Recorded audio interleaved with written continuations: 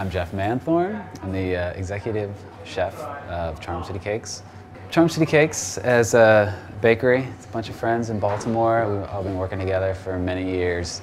We were contacted by Jagex to create a giant centerpiece cake for their 10th anniversary of Runescape at this year's Rune Fest.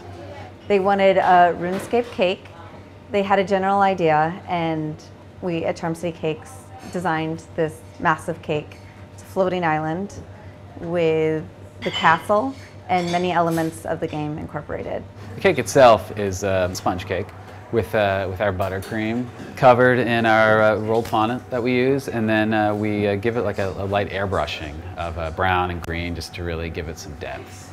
And then all of these different components, the Poison Arrow pub, the camp, and that citadel, everything is, they're either covered with that same fondant or use a gum paste.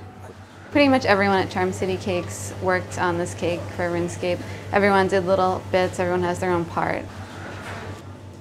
Everything has to be so planned out so that 6 to 10 different decorators can work on the same cake at once. As far as what I did, I worked on the blue fairy treehouse. I made a lot of the figures for the cake. I did 5 characters, Katie did 5 characters. The characters are incredibly intricate, and each one of them has their own really specific costumes and tools. It was very difficult bringing the characters over to London because they're so fragile and brittle. It's like dried sugar. They're made out of sugar. Instead of packing them with the rest of our stuff in the crate, we literally held them on our laps in Tupperwares just the whole time for the whole flight. I think the most challenging part of this project for me was the castle and the turrets.